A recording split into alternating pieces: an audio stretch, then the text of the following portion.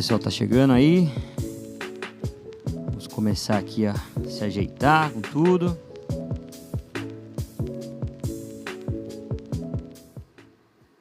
É isso aí, galera. Estamos online para mais um episódio de Farales Podcast. Hoje aqui a gente vai bater um papo com o nosso queridíssimo André Santana. Para quem não sabe aí, vou falar bastante desse cara, me colocou nessa vida louca que eu tô aqui, né? A gente vai contar daqui a pouco um pouquinho melhor para vocês. Mas é isso daí, seja muito bem-vindo, André. Obrigado pelo convite, pela oportunidade. É nozes. E vamos bater um papo tranquilo aí, como a gente sempre fez, né? Estamos aí um tempo já sem se falar.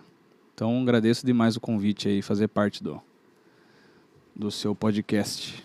Hoje a gente vai colocar em dia aí algumas ideias aí, alguns alinhamentos, né? Vambora, é isso aí. E vamos pra lá. Mas fale aí, quem é André Santana, cara? Se apresente, esse momento aí é seu.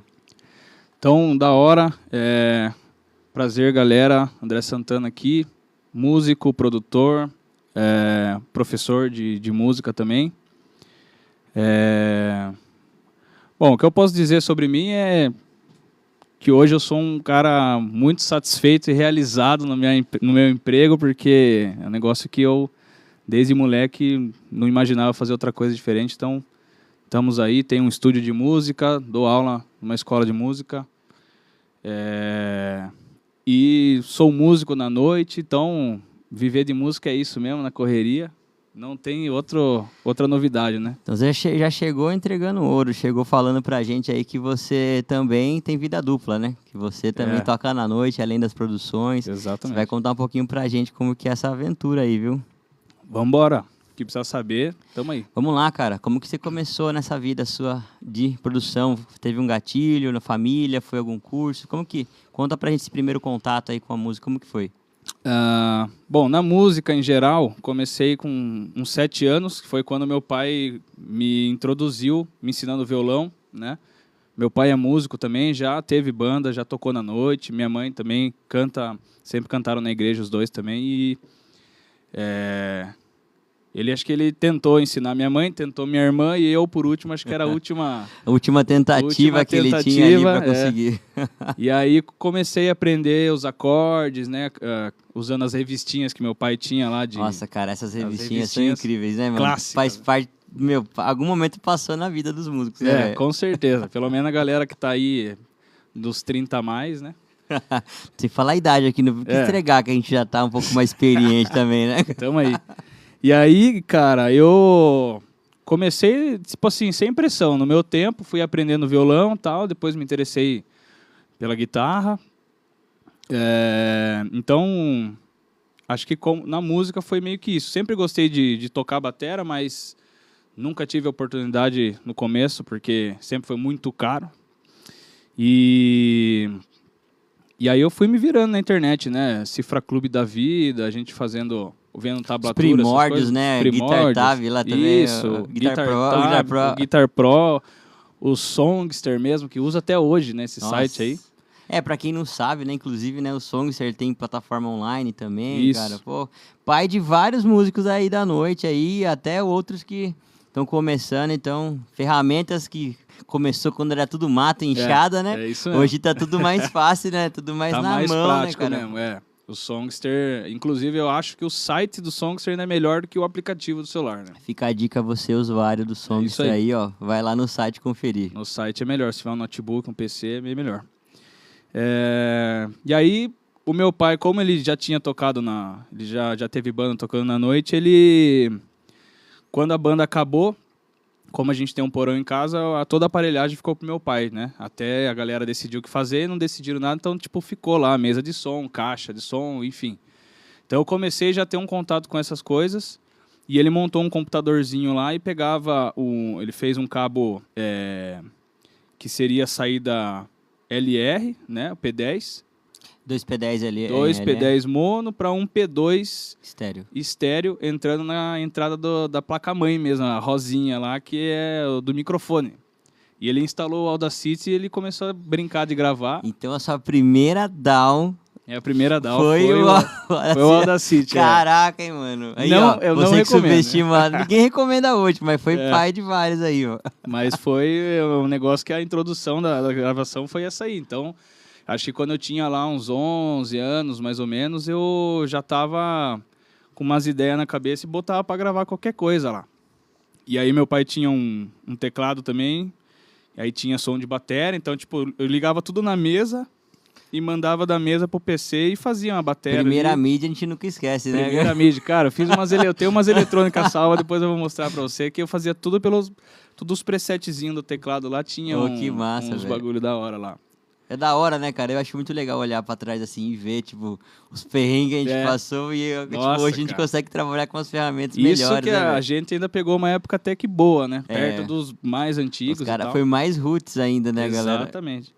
Mas a galera de hoje em dia tá mais fácil ainda. Tá? Acho que vai sempre ficando mais A fácil. tendência é a criação de algumas ferramentas é facilitar cada vez mais, né, cara? Exato, É inevitável esse mercado, né? Cada vez vai estar mais viabilizado algum tipo... principalmente essa ferramenta, ela é comercial, né? Ela tem um propósito comercial, né? Uhum. Você gravar alguma coisa e colocar isso para rodar, né? Divulgar esse trabalho, então cada vez mais isso fácil. mesmo. É isso aí. Então, passou sua primeira DAW, foi o Audacity, Legal, e você já começou a gravar, e aí você se descobriu que você gostava de gravar ou ainda não foi o tchan seu ainda? Eu gostava muito de gravar as minhas coisas, né? Eu sempre compunha alguma coisinha ou outra, meio tosca ali, gravava, mas não manjava nada de mix, nem imaginava o que era, né?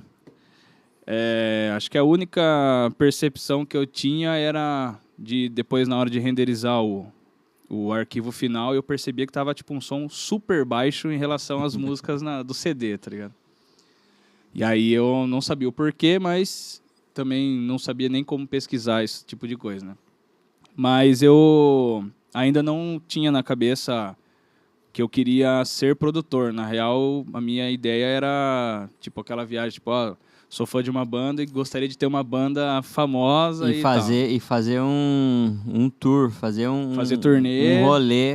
E a galera cantando as nossas músicas. Acho que é o sonho cara, de todos, né? né? Quem nunca sonhou, cara, em pegar um busão, sair com a sua banda e fazer uma tour, né?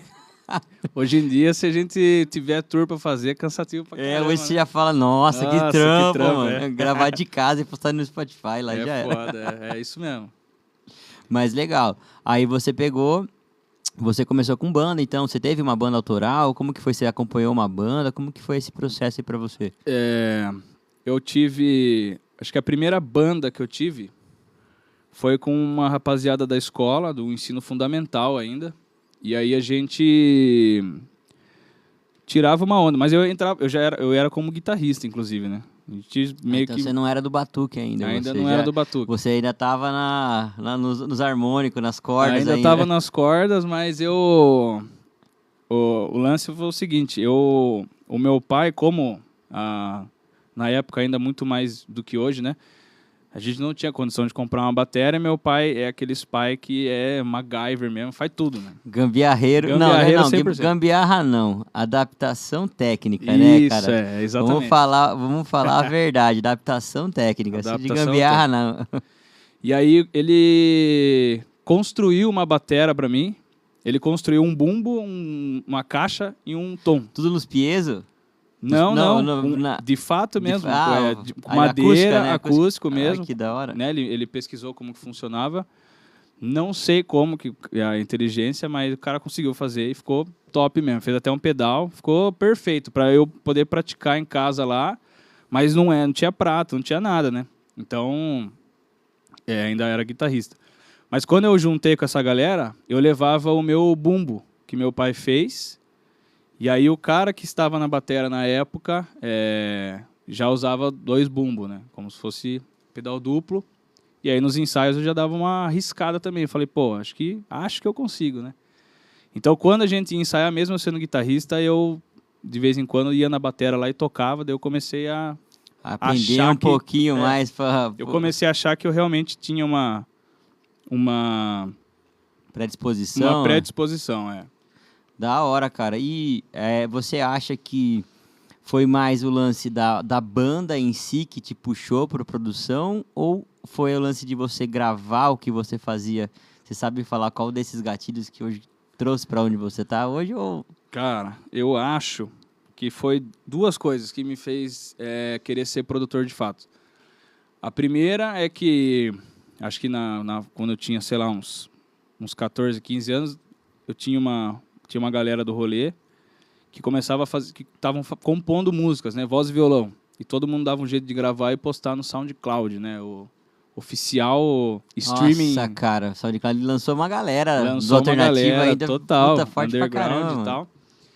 Aí eu comecei a compor também de verdade, né, agora com letra, tudo certinho, comecei a gravar minhas músicas. Aí nessa hora eu comecei a dar uma pirada a mais. Ainda usava o Audacity, né? Mas eu já estava migrando pro Reaper nessa época ainda. Reaper brabíssimo também, Da viu? hora. E aí, além do rock e do metal, sempre fui muito apaixonado pela música eletrônica. Olha só. Então, em 2013, 14, eu joguei no YouTube lá como fazer música eletrônica. Aí apareceu lá, FL Studio. Aí Aí comecei a mexer com MIDI, daí eu vi que dava pra fazer tipo, uns pianos, bagulho. É um universo louco, né, Loucaço, cara? Às vezes o produtor ali, ele tem, tipo, ferramentas que a gente nem imagina, né? Pra você fazer uma banda inteira só ali, né? Exatamente. Diretão, né? Pra você não depender de ninguém. Faz o negócio já acontecer ali já. Exatamente. Aí, beleza. Aí usava o Reaper depois que eu parei de usar o Audacity, graças a Deus, né? Coitado, deixa ele descansar já. Mas já... ele teve seu mérito pra caralho. Teve, ô louco, lançou vários. Ele lançou vários, entendeu? Ele chegou, era tudo mato. Entendeu? Exatamente. Eu usava o Reaper para fazer algumas gravações e o que eu quisesse fazer de MIDI era o FL Studio, porque já vinha com alguns synth nativo, uns pack de samples e tal. E aí eu acho que o start mesmo foi quando eu comecei eu tive uma banda de metalcore, Inibia, né? E a gente começou a produzir o nosso EP, compor nossas músicas, e o metalcore ele tem umas paradas meio de synth também, né? Junto com a música ali. E aí, pra gente gravar as nossas demos, eu já tava na ideia de fazer alguns synths e eu queria, tipo, os caras gravavam a guitarra direto no PC, eu não tinha como gravar batera. Então eu fazia batera no MIDI pelo FL Studio. Aí eu já fui começando a tipo, entender um pouco mais sobre o MIDI. Isso deve ter, acho que isso daí trouxe mais afinidade para você com a bateria também, né? Também, com certeza. Você de repente trabalhar numa gravação de uma bateria ali, você precisa entender o instrumento, né? Isso. Não é só colocar ali, né? Se você não tem a dinâmica, eu acho que isso daí é um erro que a galera acaba cometendo às vezes quando não conhece o instrumento, né? Acha que tudo é igual e na verdade existem dinâmicas diferentes, né? Aplicações diferentes para cada instrumento. Exatamente.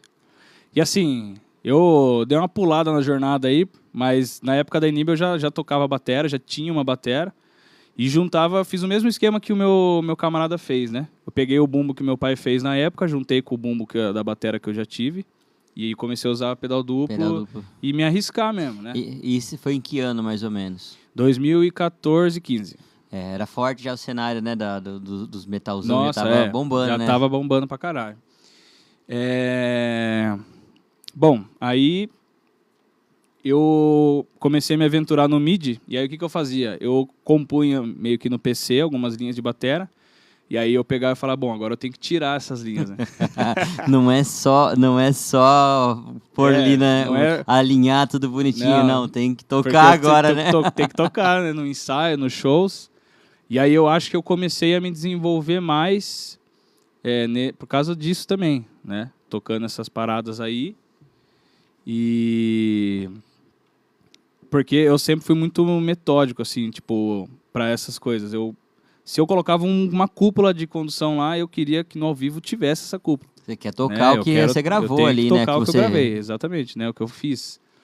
E na hora da gravação tinha que estar igual ali, porque a composição foi feita, né? Eu sempre apreciei muito esse negócio de você compor exatamente e reproduzir, né? Porque senão você cria um negócio utópico lá Que, banda de nossa, é estúdio. legal pra caramba, na hora de tocar o cara não faz, porque quem é fã espera, né? Você vai no show, você fala, nossa, será que ele vai fazer aquele pedacinho, assim, assim? Sempre tem um Sempre tem, músico mano. chato que fica de Meu, braços você cruzados e identifica o olhando. músico como? O cara tá lá, bração cruzado assim, ó, serião, assim, mano, aqui fritando, né? E o cara assim, ó. E ele tá curtindo, Ele tá né? curtindo pra Só que ele caralho. tá prestando atenção muito tá mais prestando- tecnicamente do que a gente. Eu fui no show do Avenged Sevenfold recentemente e assim, eu peguei a arquibancada superior e fiquei de frente pro palco sentado, tipo, longe totalmente do palco. Acho que a distância que eu tava era mais longe, porque eu fiquei na última arquibancada e totalmente de frente. Pra eu poder ficar olhando, porque eu gosto de assistir o show mesmo. Ver, prestar atenção em tudo, luz, o som mesmo, Cara, e ver a energia da galera. O duro da gente trabalhar com isso, cara, é essa daí. Você vai num show, cara, e você quer ver tudo, né, velho? Ver tudo. Você Cara, parece- isso Nossa, daí eu sofro tanto, mano, Tem que porque desligar a chave, mas às você vezes não não dá. consegue desligar a chave. Você fala, meu, olha essa iluminação, cara, olha esse painel, né? Muito. A gente, por trabalhar, né, exige. com essa produção, a gente fica nessa parte mais técnica, né? Não que a gente não curta também o show, eu não deixo de curtir, mas Não, eu vai com falar pra você certeza. que eu deixo passar a batida, é mentira, não Não, consigo. eu fico, às vezes, tentando entender como foi feito. E se eu sentir que tem alguma coisa errada, eu fico pensando o que eu poderia fazer pra resolver. É muito, O cara muito louco. fica né? louco no show lá. Mas ao mesmo tempo, curtindo pra caramba, né? Não Com tem certeza. erro. Tá lá, né? Tem que curtir, né, velho? Exatamente. Aí você passou então, você teve a sua banda provavelmente deu o primeiro pontapé seu na parte então de gravações, né? Que você foi obrigado a fazer uma batera MIDI para gravar. A sua banda hoje, ela tá atuando ainda? Como que tá o projeto dessa sua banda? Foi só ela? Teve outras? Como que foi nessa parte autoral, né? Que eu sempre gosto de perguntar, porque são nichos diferentes, né? A galera do autoral e a galera do cover, por exemplo, né? É outro outro nicho, rolê, né? totalmente. É outro nicho. Cara, eu acho que de todas as bandas, de todos os projetos autorais que eu tive, esse foi o único que meio que rendeu mesmo. De a gente ter uma agenda com atividades, gravar em estúdio, etc. Né? O resto é tipo, eu tenho meu projeto hoje de eletrônica, depois a gente pode até falar um pouco mais, né? Com certeza. Mas é projeto 100% hobby, que eu faço as músicas e posto nos streamings e é isso. Né? Eu não tenho, como que eu posso dizer, tipo... Eu não vou querer me apresentar nem nada, assim, saca? Público seu real mesmo, o público da internet mesmo. Então, é um público do real do streaming, né? Eu tenho... a minha cabeça canta uma música, eu faço ela e eu ponho no Spotify pra eu mesmo ouvir. Quem quiser ficar à vontade, pode ouvir. Vocês podem ouvir também as músicas, as vozes da minha cabeça, basicamente. É tipo isso mesmo. Mas eu não fico divulgando... Eu divulgo quando eu lanço, mas eu não fico fazendo um planejamento, essas coisas, porque não é meu foco também, né? Mas, enfim. Então, acho que o projeto que mais rendeu ativamente foi a Iníbia, mas não existe mais a banda. A gente oficialmente acabou em 2019. Em 22, a gente começou a regravar uma composição que já tinha sobrado na época, né? E a gente foi lançar agora, cara, tá ligado? Tipo, a Master já tá pronta desde 2023, 2024, mas teve um monte de rolo. Mas a banda em si não tem. É muito suspense, não é não? É muito suspense, mas na verdade eu fiquei enchendo o saco do Marcon, inclusive se ele assistir esse podcast, Marcon. Ajuda aí, Marcon, pô.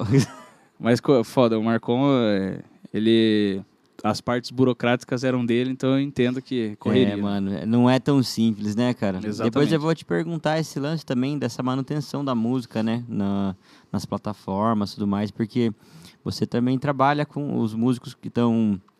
Eles vêm com o projeto cru para você e toda essa arquitetura que você tem que fazer, né? Da gravação até a finalização. De repente o carregamento em streams também. Não sei até onde você acompanha o artista, né? Mas eu vou entrar mais a fundo com você aí também. Chique. Mas então a Iníbia hoje não existe mais. Vai sair o EP, mas... Não, já saiu tudo que tinha que sair. Então beleza. Na época a gente lançou um single em 2017, se eu não me engano. A gente gravou o EP, 2018 lançou. E agora lançamos outro single, né? Mas vamos por... Era só... E aí, tem mais uma música ainda pra gravar. Já tá composta, mas tem que... Mas vai foco total nos streamings mesmo, né? Não de voltar a fazer... A gente fez tipo um stories, uma publicação no Instagram lá e acabou, assim, sabe? É só porque, tipo, eu não aguentava mais ter que ficar abrindo conversa do WhatsApp só pra dar play na música. Eu queria ouvir ela no Spotify mesmo. É tipo isso que eu penso. Poxa, né? Tem que Ô, estar louco. lá. E eu curto pra caramba, mano. Eu vi seu vocalista ontem. Tu viu? Ah, Tava é? dando um rolê, eu trombei ele lá. Da hora, da hora. E lembrei, eu via muito a Oceanos de vocês lá. Legal pra Oceanos. caramba. Puta sonzeira, mano. Acho que uma das músicas minhas favoritas da banda é Pô, essa aí. top demais, cara. Então, a Da galera hora. que quiser conhecer, tem lá nos streamings. Logo, já tá Já tá todas. já tá No lá, Spotify, galera. já Vai tá lá, faz ó. tempo, é. Iníbia, escuta lá Oceanos. Indicação minha, hein, pessoal. Top É pra isso caramba. Aí, então, projeto hoje, então, gravações. E hoje, qual que é o seu maior foco na sua área de trabalho, assim? São artistas, estúdio? Como que é a sua rotina como produtor? O meu maior foco mesmo é o meu estúdio de produção musical, né? Qual que é o nome do seu estúdio? JF Studio. Rapaziada que quiser fazer alguma gravação, produções, vídeo, ensaios também. A gente tem salas para ensaio. Coloca no Instagram, no Facebook, qualquer coisa. É JF_Estúdio Sorocaba. Show, mano. Bom pra galera já se situar também, quiser aparecer por lá, já vai lá curtir já também, Isso. fazer seu projeto acontecer lá. Temos vários pacotes de valores aí para ensaio, gravações ao vivo, overdubbing, produções audiovisuais. Tamo aí. Top. Então hoje a sua atividade principal é o estúdio para você lá. Você fica lá, faz as gravações, rola ensaio também. Isso. Você tem um nicho específico de artistas que você atende mais? Como que funciona? Eu trabalho bastante com grupos, né? Pessoas, como bandas, pode ser rock, metal, samba, já produzi sertanejo, tanto quanto artistas solos, né? Às vezes a pessoa quer fazer um pop, por exemplo, a gente faz. Se a pessoa precisar fazer, nem que seja voltado para outros estilos musicais, mas a pessoa é uma pessoa solo, que não tem a música em si, às vezes ela tem só uma base, voz e violão, a gente faz toda a parte do arranjo. E o que eu não consegui fazer por conta própria, eu tenho também recursos para poder recursos para contratar músicos da cidade aí para poder estar fazendo esse serviço aí. Então eu ofereço toda essa estrutura, né? A banda ela pode gravar ao vivo, ela pode gravar overdub, né? Que seria você gravar um instrumento por vez. Ela pode produzir um live session, né? O vídeo Pocket Show Live Session que a gente chama, né? Que é literalmente a gente fazer uma filmagem da banda em si tocando a música que já foi gravada. E acho que o maior público que eu tenho é geralmente o público que ensaia lá, né? Então, como roda bastante banda ensaiando e a maioria é rock, metal, gospel, samba, essas coisas, né? Então, eu acho que a galera procura mais para isso. Porque já fica cômodo ali para ele, né? Você já tá ensaiando lá, já conhece o trabalho, né? Curte o trabalho. Isso. Para você estar renovando ali é muito mais fácil, né? Você confia muito mais também, né? Exatamente. É muito mais fácil de trabalhar. Se às vezes você... Pô, tem um monte de cliente aí durante esses anos que eu fiz amizade mesmo, assim, que, pô, a gente marca um domingo de gravação lá, aí toma uma cerveja, grava, tipo assim, sem pressão nenhuma. É legal né? que fica esse pós também, né? Não é só o trampo, né? Exatamente. Fica um negócio leve, né? Na sua carreira, cara, como produtor ou músico também, vou englobar de uma forma geral, você teve bastante influência de algum artista, algum produtor específico? Você citou algumas bandas, mas elas foram cruciais, você acha, para pegar o nicho que você trabalha hoje, o gosto musical que você trabalha? Tá. Bom, minha banda favorita do metal mesmo é o Avenged Sevenfold, e os mais truzeira podem me xingar. Podem ficar bravos. Podem ficar bravos, mas é real. E como músico, como batera, sempre fui seguindo meio nessa linhagem mesmo. Como produção, eu sou uma pessoa, na real, que assim, eu não fico pirando em pesquisar milhões de coisas. Às vezes eu encontro uma coisa que eu acho super interessante e foco muito nessa pessoa, por exemplo, ou nesse artista, ou nesse esquema de trabalho, né? Então, acho que 2 produtores, assim, que... Do Brasil, tá? Brasil, do Brasil nível mesmo. Eu... Tem, lógico, você vai citar, por exemplo, o gringo. Acho que o maior, o Chris Lord Alge, por exemplo, né? Mas acho que 2 produtores brasileiros mesmo que eu acompanhei bem assim, o trabalho deles, já fiz cursos, etc. O Pedro Peixoto, né? Acho para pop e mainstream da modernidade, assim, do pop, etc. Eu acho que ele é um dos melhores para mix, né? Produções, etc. E voltado para o rock, para o metal, o Paulo Anhaia, nosso paizão aí, né? Fez muitos projetos aí junto, até com o Rick Bonadil, por exemplo, né? Eu acho que da galera que você falou, assim, a galera conhece muito o Rick Bonadil, né? O Rick Bonadil eu acho que é o mais famoso do Brasil, mas com certeza. Não quer dizer que, porque ele é o mais famoso, que não tem uma galera bala aí, né? Eu vejo muita gente bala no off aí, né, cara? Com certeza.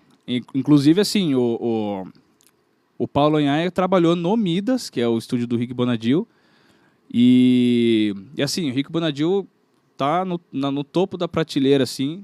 Então, o trabalho, hoje em dia, pelo menos, acho que o trabalho pesado, né? Edição, aquela loucura de gravação, etc., com certeza ele vai acompanhar, mas ele não vai ficar lá horas editando no mouse, por exemplo. E eu acho que o Paulo Anhaia, como trabalhou lá, foi um desses caras. Então, o cara... Ele começou a vender bastante curso, ele tem um canal excelente no YouTube, né? E tem muito conteúdo bom gratuito no YouTube lá. E ele saiu do Pro Tools para ir pro Reaper, velho. E assim, olha só, uma coisa rara isso. Você vê um cara desse peso, né, velho? Escolheu. Porque todo mundo fala, eu vejo muita gente falando, tipo, tem que ser Pro Tools, cara. Porque tipo, você vê uma galera trampando nessa linha aí e fala, meu, Pro Tools é a plataforma. Mas não quer dizer que as outras não funcionam também, né? Você tem opções, né? Na verdade, assim, o Pro Tools ele é o pioneiro, né? Ele é o padrão de mercado hoje em dia. Isso não tem como a gente negar, né? Só que hoje em dia, como tem muita gente trabalhando... tem o home studio, tem o seu próprio estúdio e tal, é o one man business, né? Tipo, é uma pessoa para fazer tudo, todas as coisas que englobam ali a produção musical. Ainda bem que aqui eu tenho uma equipe gigantesca, né? Que faz tudo, né? Então, a galera que tá no fundo aqui... Vocês não estão vendo aqui, mas tem uma galera trabalhando aqui. Tem uma galera mesmo. Eu só não tô enxergando também, mas... Uma hora vai aparecer, eles estão escondidos por aí. Mas eu acredito que, assim, aqui em Sorocaba, pelo menos, é difícil de você encontrar um estúdio que tenha, assim, mais do que 2 pessoas trabalhando de fato, assim. Ou se não for, sem contar os freela, né? Mas se, tipo, 2 pessoas que são reais mesmo, que trabalham juntas em todos os trampos, é difícil. Então, tanto faz o software que a pessoa vai usar, porque... O importante é o produto final, né? Sempre é o produto final. A galera acaba se perdendo no processo, né? E às vezes você fala assim, tem 2 pessoas trampando, mas são 2 pessoas totalmente capazes, né? Exatamente. E você acaba compensando a falta de quantidade com qualidade. 2 pessoas trabalhando muito bem, às vezes faz o trampo de 4, 5 pessoas, e sem falar que são 4, 5 cabeças diferentes também, né? Exatamente. Você alinhar 2 cabeças já tem a sua dificuldade já também, né, cara? É um trabalho complicado mesmo, mas... E assim, a pessoa que entende bem de áudio, de software, etc., vai pegar o Audacity, por exemplo, vai produzir melhor do que um iniciante ou um ignorante num Pro Tools, por exemplo. Pro Tools, exatamente. A galera faz muita experiência, inclusive, nesse lance, que é assim, tipo... por exemplo, fotógrafo. O cara pega uma câmera de entrada, dá para um cara que é muito foda, a câmera, e fala, você precisa fazer esse trampo com essa câmera aqui. Aí chega um outro cara que dá uma Ferrari lá, sei lá, dá uma câmera ferrada atual, e o cara que fica básica tira a leite de pedra, tá? O cara vai extrair tudo que ele conhece da câmera, né? Tudo que ele conhece de todas as partes técnicas, né, que uma câmera oferece. Às vezes o cara que não tem o conhecimento não consegue extrair entregar, nada, Vai estar configurando ISO errada, o obturador, né? Toda essa parada assim. O cara peca aí e aí fica difícil. Mas, meu, é legal, cara. Tipo assim, eu sempre procuro referências de pessoas assim pra me basear também. Hoje, no mercado, é muito difícil ter uma equipe grande, né? Principalmente nós emergentes, né? No ramo, né? Para você se tornar uma empresa grande, você depende de muita mão de obra qualificada. Exato. E a mão de obra qualificada hoje, ela dispersa muito, né? As pessoas se qualificam e acabam seguindo nichos isolados para ele, né? Tipo, puta, agora eu entendi, vou fazer o meu negócio. E você acaba ficando sem mão de obra, né? É difícil de você ter mão de obra. Vai ter que trabalhar meio que na terceirização ali, mas não alguém que faça parte da sua equipe mesmo. Assim. Exatamente. Então, essa empresa de um homem só é complicada de ser feita. E assim, né? Convenhamos que se você vai pôr uma equipe, você vai ter que pagar toda essa equipe. O valor seu vai ser mais caro.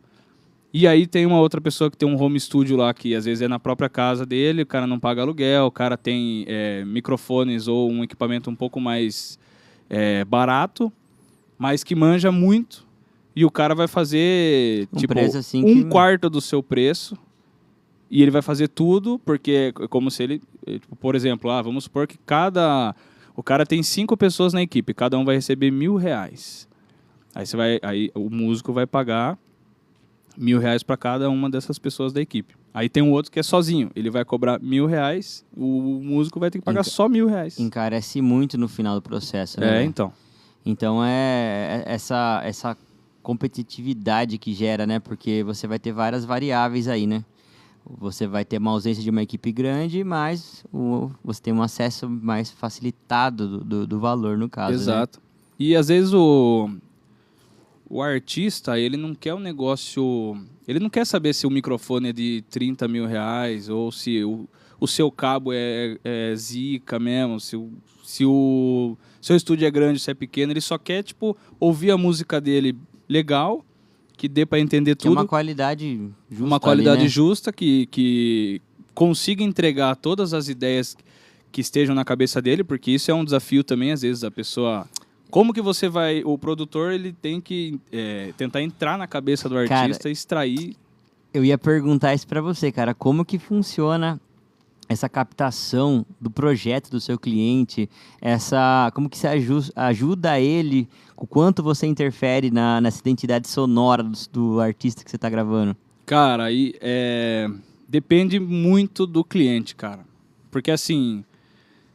Eu já tive clientes que chegaram e antes de fechar o trampo, já falaram que me dão 100% de liberdade para poder opinar em arranjo, ou poder opinar na mixagem, ou me deixam à vontade para fazer a minha mixagem, né, com as minhas ideias, a minha criatividade.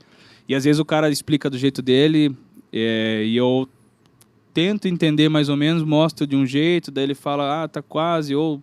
nada a ver e tal, e aí a gente consegue ter um resultado da hora, quanto também eu já tive clientes que não aceitaram nenhuma ideia, e assim, eu entrego a primeira mix e eu, achando super foda, a música já tá legal com esses efeitos aqui, assim, assim, assado, e o cara pede para mudar, e eu tento, às vezes é umas ideias muito nada a ver mesmo, com o mercado ou com qualquer coisa, mas o cara, ele quer porque ele acha que ele... ouve uma música e tem que ser daquele jeito, só que a ideia que ele tem daquela música às vezes não é a interpretação certa. E o resultado final não fica tão legal, e às vezes eu não falo, beleza, infelizmente não vou usar como portfólio. Mas o cliente está pagando, eu não vou também... Eu não tô nesse luxo de chegar e falar, pode ir embora, porque... Se não for do meu jeito... Tem outro na fila aí. Tchau. O meu sonho agora tá sendo chegar no nível de o músico ir lá e se eu achar ruim eu falo, não, pode ir embora, próximo. Que maravilha, entendeu? né? Que maravilha. Mas infelizmente eu preciso comer também, né? Todo mundo tem conta pra pagar aqui, bicho. Então é isso. Viu? E nessa de captação de artista, de identidade sonora, da galera que você grava, você acha hoje que o nicho maior seu dentre essas pessoas é focado em matéria mais comercial Ou mais realmente, tipo assim, eu quero gravar pra mim que nem você Tá. gravou só pra ouvir no Spotify? Quem que você acha qual que é essa maioria? Quem que consome mais? Tá, eu acho que assim, a maioria da galera que vai lá com a música autoral é mais por amor mesmo, né? Não que a pessoa ache que Vai vai comercializar e vai estourar. Até porque para você estourar no mercado hoje em dia não é só você ter uma boa gravação, uma boa música. Mais complexo, É né? muito mais coisa envolvida e às vezes a pessoa não tem esse bolso, não tem alguém por trás ali investindo, enfim. Acho que, então, pessoas que vêm no autoral mais por hobby mesmo. Mas por amor, o que a pessoa, o às vezes, registro do que eles fizeram, basicamente, a pessoa né? quer, às vezes, criar um nome, de repente, tipo, dentro da cena daqui da cidade. E já era. É possível também, né? Às vezes a ideia é essa mesmo. Dentro da cidade e região, no caso, né? E acho que a parte comercial, aí entram daí bandas baile, né? Fazer medley, cover, fazer, às vezes, uns vídeos curtos para movimentar a página e tal, tudo para você poder vender um produto para... É um material para marketing, no caso, para marketing, né? para você poder vender o show da sua banda para casamentos, aniversários e tal, e não porque você quer ser famoso, digamos assim, né? Ou ter a sua música explodindo aí, enfim. Então, acho que a maioria da galera que vai gravar lá é isso. Porque, assim, quem tá nos esquemas mesmo, eu, sendo bem honesto comigo mesmo, não vai me procurar lá. Os caras que, os empresários que estão investindo num músico lá, por exemplo, eles já sabem exatamente qual gravadora aí fazer a gravação. Eles já têm uma estrutura meio pré-moldada já, né? Tipo assim, um processo. Vamos captar esse artista aqui, ele vai fazer tal ciclo, né? E ele vai estourar. E às vezes é uma vai agência... estourar, não, a gente vai tentar fazer ele estourar, né? E é uma agência que engloba tudo. Não é tipo, eu vou fazer a produção, daí é um outro que vai fazer não sei o que e tal.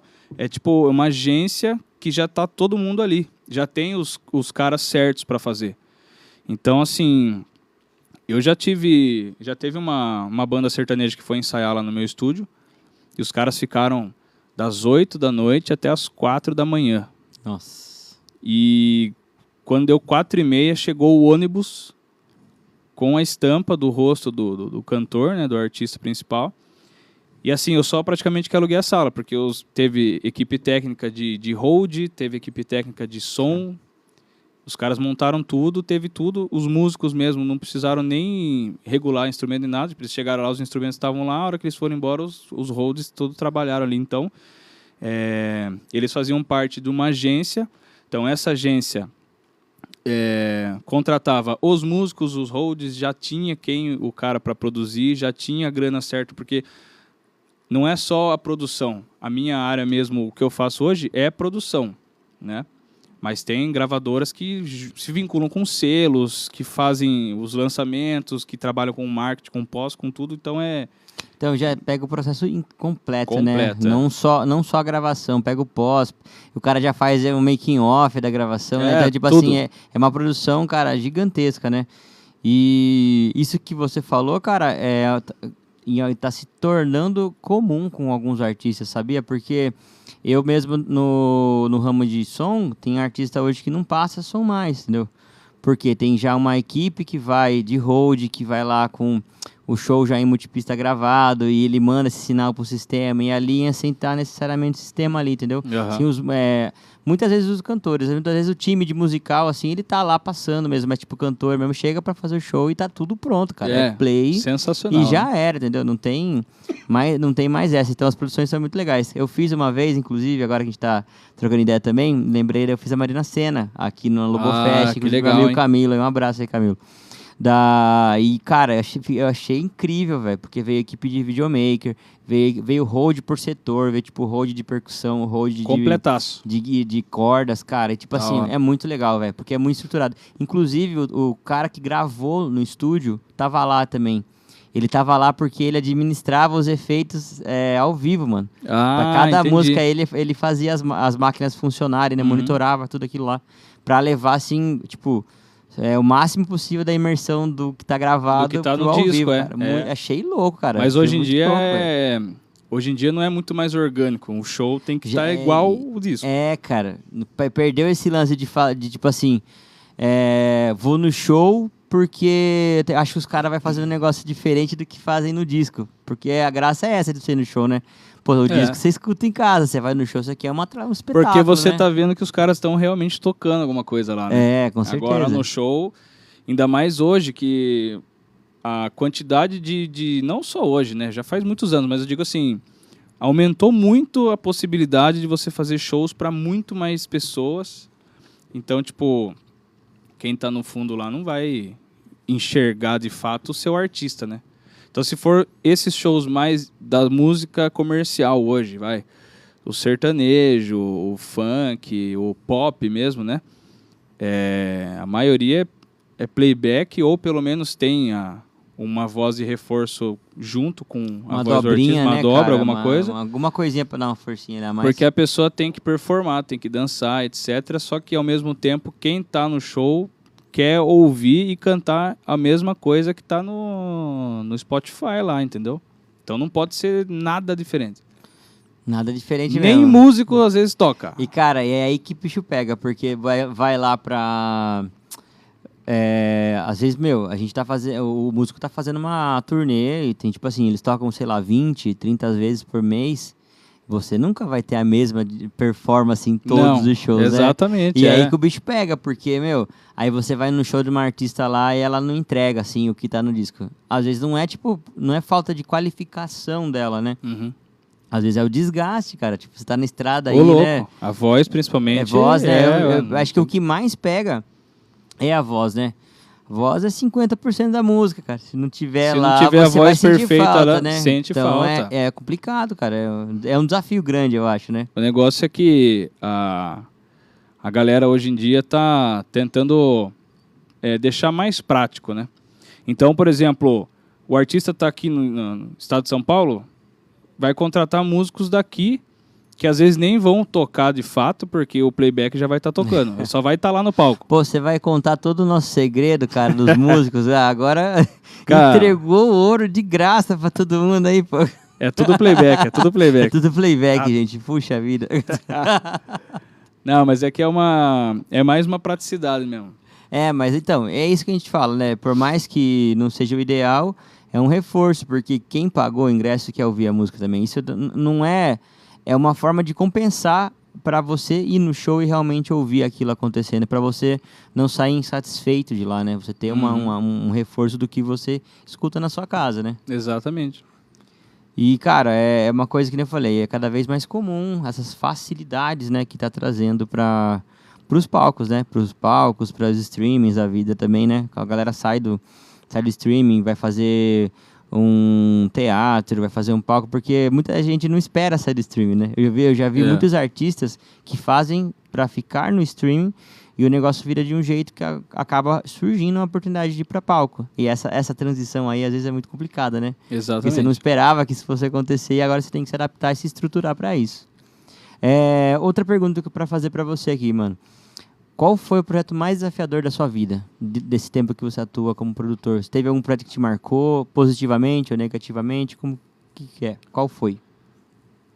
Projeto que mais me desafiou.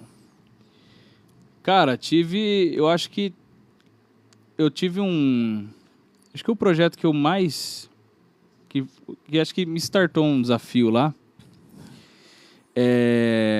inclusive abraço pro Diego Smith, esse daí que tá me ajudando no meu portfólio no samba, né? E aí ele tem as músicas dele, são muito da hora, inclusive, mas ele tem umas ideias assim, ele grava um monte de coisa, cara, e ele chama um monte de músico de participação. Então, assim, papo assim do cara levar um prato de comida mesmo, uma frigideira, tá ligado?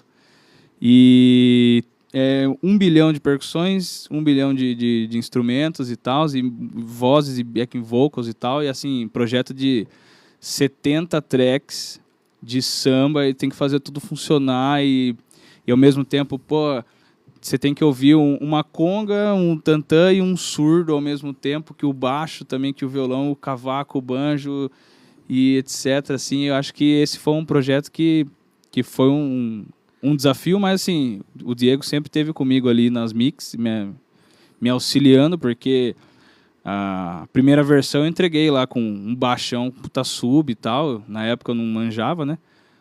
E aí ele falou, cara, o baixo é mais percussivo no samba, tem que dar espaço pro surdo, etc, né? Então ele foi meio que Legal, realmente, me ensinando, assim.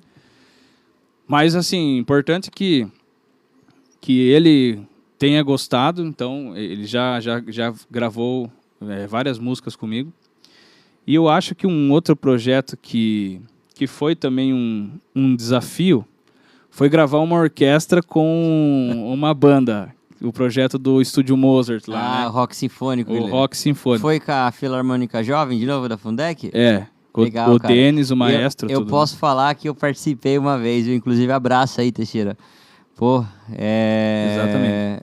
Eu participei uma vez, é muito legal, cara. E, tipo assim, é complexo, né? Não é mais uma banda ali, não é o arroz com feijão da gravação, né? É totalmente fora, são instrumentos que você vai ter que ter uma forma de captar aquele som, né? E assim, eu nunca fiz isso, né? Apesar que, assim, na faculdade que eu fiz, a sorte é que, como era na FATEC de Tatuí, muitas aulas a gente teve meio que se envolvendo com pessoas do conservatório, né, de Tatuí. Então, às vezes, você entra na faculdade lá esperando aprender a gravar uma bateria de metal, ou fazer um beat, ou alguma coisa assim. Não, você vai aprender a gravar um violão clássico, um violino. Ela tem que gerar um desafio para você, né? Exatamente. Então, isso me ajudou. Eu achei que eu nunca ia precisar usar isso, mas me ajudou. Então, ainda bem que você se preparou antes, né? Entendeu? Pô, inclusive, ia falar isso pra você contar pra gente também, cara.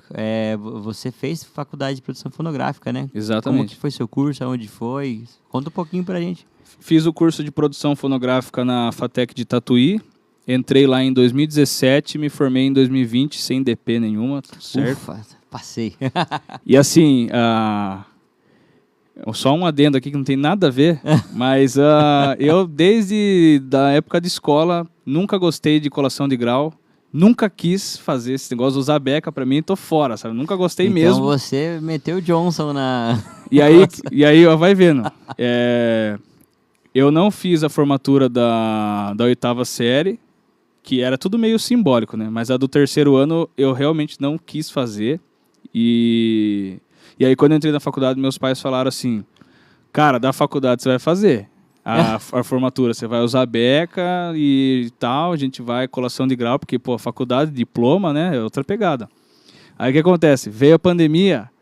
E a minha colação de grau foi online, no Teams, na época. E eu tava tomando uma cerveja de chinelo no quarto lá com a minha família junto, mas tipo assim... Tava de beca, pelo menos? Tava de beca nada, velho. Eu consegui me livrar, cara. Então assim, apesar acho que essa foi a única coisa positiva da pandemia mesmo, que de resto só foi desastre. Você precisou fazer colação de grau? Não precisei fazer colação de grau. Então, gente, se você não gosta de fazer a colação de grau, vamos fazer uma nova pandemia aí, não, brincadeira. Então, tá louco, Deus é livre. Já sofremos o suficiente. Mas, pô, eu tenho um negócio pra falar aqui de benéfico pra mim da pandemia. Graças à pandemia, a necessidade que ela gerou da gente estar fazendo tudo muito online, foi onde eu conheci você mais a fundo, né? A gente trocou ideia de som e tudo mais, descobri que você tinha feito a faculdade. E foi aí que eu comecei também os meus primeiros passos no áudio. Então, cara, tenho muito a te agradecer. Que bom, cara. Obrigado hoje acho que metade do caminho que eu trilhei até aqui hoje, você foi um dos caras que me direcionou pra cá. Olha, então, que responsa, hein, meu? Agradeço muito a você, viu, bicho? Se você tivesse aberto minha cabeça na martelada naquelas aulas doidas lá, hoje talvez não estaria onde eu estou aqui. Então, muito obrigado, mano. Inclusive, abraço pro Vanil. Abraço pro Vanil também, que nos apresentou, Vanil. Tamo aí. Vanil foi o nosso cupido musical aí, ó. Aí, cara... essa pandemia, ela gerou, tipo, diversas novidades pra gente, né? Tipo, coisas que a gente não estava habituado, aula online, e nesse processo aí acabei tendo mais contato com o Reaper, né? Também foi um cara que começou a me inserir nos equalizadores e tudo mais, compressão, gate. E, cara, você lembra da pandemia, como foi a transição, cara, de lives, de equipamentos, mesa digital, porque a galera não podia sair mais, né? Principalmente a parte de entretenimento. Não teve mais, fechou Não, tudo, a galera começou a fazer live. Tudo então, live, Então, os consoles digitais, cara, bombaram, né? E graças a essas aulas que eu fiz com você e tudo mais de produção, eu consegui ter uma afinidade assim, nossa, gigantesca, Da cara. hora. Foi lá que o mercado começou a abrir as portas pra mim, né? Mas é isso mesmo, a mesa digital é como se fosse uma DAW, né? Basicamente uma é DAW, isso aí. Uma interface. E a DAW é basicamente a mesa, de fato, né? Tudo vinculado, né? O grande lance é você realmente encontrar aonde tá o que você quer, né? Porque o Isso. arroz com feijão do som é sempre igual, né? Sinal, gate, equalização, comp, entendeu? E pós, né? Depois a ambiência. Aí você só tem que achar isso na mesa. Você achou isso, cara, você tira som. Já era, né? Aí é do timbre de cada um tem que ser cada um vai seu seguir uma timbre também, área, o seu timbre. Inclusive, você, mais do que muita gente, sabe que eu não gosto de trabalhar ao vivo, né? Eu já tentei arrastar esse cara, algumas vezes pra fazer trampo comigo de som. Ah, Fara, não gosto, cara. Não. Até faço, mas não gosto de fazer. De fato, eu fico, sei lá, pressão total, ansiedade, não sei. Ah, cara, eu tô em casa, bicho. O bagulho pra mim é o que eu gosto de fazer mesmo. É o meu ambiente, assim, meu habitat natural do bagulho. Cara. Mas igual na faculdade, por exemplo, teve muita gente que seguiu na área também porque ela envolve tudo, né? É fonograma, áudio no geral, né? Então teve gente que seguiu pra trilha sonora, teve gente que seguiu pra estúdio, teve gente que seguiu pra áudio ao vivo, né, eventos e técnico de som, etc, né? E eu acho que é igual qualquer área. Você tem a sua... quando você se forma ou faz algum curso ou aprende na raça mesmo, você vira tipo como se fosse um clínico geral, vamos dizer assim, que entende um pouco de todas as áreas. Depois você tem a sua especialidade, né? Você investe na onde você acha que você gosta mais. A música ela é muito flexível, né? A galera às vezes não entende. Muita gente acha que o universo da música é uma moeba, que é tudo a mesma coisa. Não é, né, não cara? Não é. Isso tem não muitos tem como. setores, cara. Produção, que nem aí eu gosto de trabalhar com PA. Você trabalha em estúdio. Tem gente que trabalha assim com um setor apenas de um show, por exemplo. Trabalha só com backline, trabalha só com o PA, trabalha só com iluminação, palco, entendeu? Então, cara... isso aí mesmo. E até no técnico de som tem os caras que fazem PA e outros que fazem o palco. Que às vezes é duas ideias diferentes. Totalmente. Né? Porque a necessidade que você tem do público ouvir a banda é diferente da referência que o músico precisa para fazer o show, entendeu? Então, exatamente. São duas atuações totalmente diferentes. E é engraçado porque antigamente, cara, era um cara que fazia o som e acendia umas luzes ali no interruptor. E hoje, cara, você vai para uma house de um evento, cara, tem técnico de PA, de monitor, né? PA, monitor, de luz, de painel, técnico de RF, que é uma coisa que está acontecendo bastante. Doideira. Porque cada vez mais, cada vez menos, na verdade, tem fio nos palcos, né? Cada vez tem mais coisas, transmissores sem fio, então você tem que ter um monitoramento desses RF também, senão conflita tudo. Exatamente. E esses eventos maiores aí, como, sei lá, um Rock in Rio, um SW, acho que o SW nem sei se rola ainda. Nossa, cara, SW porque tinha aqui pertinho da gente, né? Puta evento legal, mas cara. É legal que, assim, tem o cara do palco, tem o cara do front, tem o cara da transmissão, porque a mixagem que às vezes a gente ouve na TV... que inclusive geralmente é uma merda, né? Porque os caras fazem meio na verdade, na correria, né?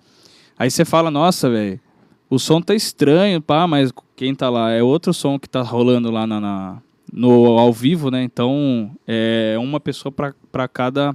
Esses caras conseguem fazer, pelo menos esses eventos maiores, é a mesma ideia de estúdios grandes, né? É uma pessoa para cada função. O cara que vai gravar... o diretor de produção, depois o cara da edição, o cara da mix, o cara da master, enfim. É um processo que passa por várias pessoas, né? Exatamente. Eu tenho um professor, que foi meu professor de áudio também, o José Luiz, lá da Tech Áudio, um abraço, José. Ele contou para mim uma vez que eles fizeram um evento, porque hoje tem vários protocolos que, por exemplo, você coloca a banda inteira, por exemplo, no stage box. E ele tem um protocolo que ele consegue fazer algumas mesas conversarem e usar aquele mesmo sinal. Então, tipo, você capta uma vez o sinal de cada microfone, manda para um stage box e esse stage box pode mandar para, tipo, 3 mesas diferentes. Então, ele manda para a mesa que vai fazer técnico de monitor, que vai fazer a volta, manda para a mesa o sinal que vai fazer o PA e pode mandar esse sinal também, cara, para uma terceira mesa que vai mixar só a live, por exemplo. Então, tipo, uma captação apenas de sinal, você consegue ter 3 mesas atuando de formas diferentes em cima daquele mesmo sinal.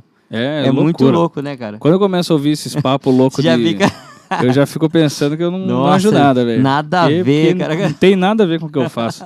E a galera às vezes acha, tipo, pô, você que é músico, o que é isso aqui? Às vezes fala, mano, não tem nada a ver, né? A galera pergunta algumas coisas assim, cara, você que é produtor, o que é isso? Às vezes é uma parada que eu nunca vi, porque não é da minha área em específico, né? Uhum. Principalmente coisas mais avançadas, assim, do ao vivo, de eventos e tal. É um ramo, é um rolê diferente, né, cara? Totalmente. Então é isso que eu falei, que as pessoas não conseguem diferenciar isso, né? Não. Que cada setor é um setor Mas diferente. É normal. É normal, não é nenhum bicho de 7 cabeças também. É igual você chegar pra um cardiologista e falar, ó, vê se meu braço tá quebrado, né? Alguma coisa assim, pro né? Neuro, tipo, né? Pro neuro, essa mancha? O que é essa mancha na minha pele pro cara do... O Vaninho sabe o que ele tá falando, hein? Enchi o saco dele, né? Mas aí o cara tem a experiência, mas, pô, eu falo, mano, se você quiser caramba. tirar uma dúvida mesmo, você vai no especialista, né? Mas isso é verdade, mano. Cara, deixa eu fazer mais uma pergunta pra você. O lance da produção, de você tá atendendo um artista. Qual que é o seu critério, cara, quando você precisa ir atrás de músicos pra trazer vida pra essas produções? Bom, primeiro eu preciso... quando o cliente vai querer montar um orçamento, eu pergunto... Eu tento perguntar o máximo de coisas possíveis. O que ele precisa, qual que é a ideia, que estilo de música que é, se ele tem algum artista de referência. Porque às vezes não adianta eu também só perguntar quantos instrumentos você quer na música. O cara fala, quantos der pra pôr, mas tipo, às vezes o cara não sabe nem quais instrumentos tem ali, né? Então eu falo assim, mande pra mim algum artista que você se inspire, que você queira que a música seja meio parecida, pra eu ver quais instrumentos que tem. E aí, quando, por exemplo, isso acontece muito mais em samba e sertanejo, por exemplo. Se é um artista solo, pô, eu não, apesar de eu ser batera, eu não toco percussão, não toco cavaco, não toco banjo, então eu preciso contratar outros músicos, né? Então, eu penso o seguinte, né? Eu já tenho alguns músicos que eu já conversei várias vezes sobre isso, então eu já tenho uma média de valor que o pessoal cobraria para fazer, né? E aí eu meio que junto tudo isso no orçamento. Às vezes eu tiro um pouco da minha parte para também não pesar muito para o cliente, né? Ou eu disponibilizo as taxas da parcela ou qualquer coisa do tipo, só para a gente poder fechar o trampo. Porque eu sei que, apesar de tudo, por mais que... às vezes eu prefiro ou eu fazer todos os arranjos da música da pessoa ou contratar músicos do que gravar uma banda, por exemplo, iniciante, porque eu sei que acho que eu vou ter menos trabalho no pós, né? Na edição, na mix e master. Se gera mais dificuldade para você e você não é atento na captação, gera muito mais trabalho no pós. Né? Né? Exatamente. Então, assim... Se eu preciso contratar músicos, às vezes o preço vai ficar lá em cima. Eu vou tirar um pouco do meu, porque eu sei que eu vou ter menos trabalho.